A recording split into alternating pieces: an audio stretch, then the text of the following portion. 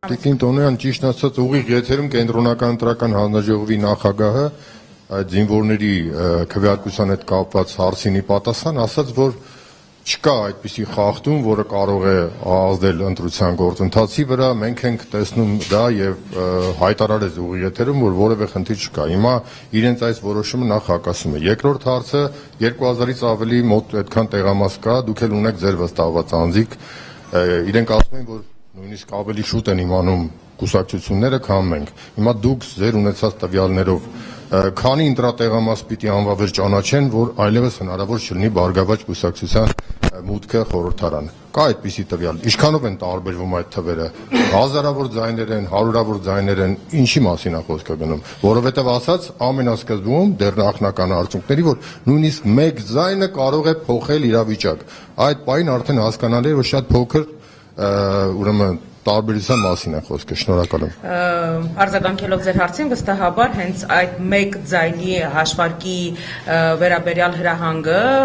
կրկնում եմ, համապատասխան SMS-ով, թերևս Վագն Հովակիմյանը արդեն իսկ ստացած է եղել, վերադառնալով ԿՀ նախագահի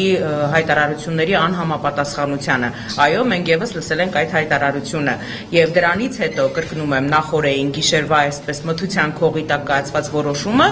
ընդհանրապես քաղաքական հրահանգի արդյունք է, որովհետև բազմաթիվ տեղամասերում, որտեղ զինվորները նույն պայմաններում կատարել են քվեարկություն, այդ ընտրատեղամասերի արդյունքները ԿՀ-ն անվավեր չի ճանաչել։ Անկամ եթե ինչ որ տարբերակում մտածենք, որ ԿՀ-ն լրջագույն ուսումնասիրություններ է իրականացրել այս օրերի ընթացքում իրենց նախորդ կատարած հայտարարությունից հետո եւ այնուամենայնիվ պարզել է, որ դա օրենքի խախտում է եւ պետք է անվավեր ճանաչել, ապա ինչու անվավեր չեն ճանաչվել ընտրությունների արդյունքները բոլոր այն տեղամասերում, որտեղ այս նույն իրավիճակն է եղել, այլ հատկապես անվավեր են ճանաչվել այն երկու տեղամասերում, որտեղ որ Բարգավաճ Հայաստան կուսակցությունը վստահությամբ բարձր քվե է ստացել եւ այդ երկու տեղամասերի այսպես հանրագումարային արդյունքը, եթե հանում ենք մեր ընդհանուր ստացած քվեների քանակից եւ այս ընթացքում մենք ունենք վերականգնված շուրջ 130 ձայն, եթե չեմ սխալվում, մեզ անցողիկ շեմը անցնելու համար չէր բավականացնում 60 ձայն, 59-60 ձայն մոտավորապես։ Այսինքն իրենք եւս այս հաշվարկները իրականացրել են եւ հաշվարկել են, որ եթե արդեն իսկ 120 ձայնը վերականգնել է Բարգավաճ Հայաստան կուսակցությունը, այս երկու տեղամասերում ունի 200-ից ավելի ձայն, եթե այդ ձայները մենք անվավեր ենք հանում, ընտրատեղամասի արդյունքները անվավեր ճանաչելով, ավտոմատ կերպով Բարգավաճ Հայաստան կուսակցությունը այլևս խորհրդարանում չի հայտնվում, որովհետեւ վերահաշվարկի վերաբերյալ դիմումների վերջնաժամկետները այլևս լրացած են, բնականաբար, եւ այսօր արդեն պետք է ընդհանուր վերահաշվարկները ամփոփվեն, այլևս իրավական որևէ մեխանիզմ չկա այս գործընթացի մասով ազդեցություն ունենալու։ Երկրորդ հարցը ձեր նախնական թվերը, որոնք որ դուք ստացել եք, ինչպես ժամի 2-ին վարչապետը հայտարարել, դուք էլ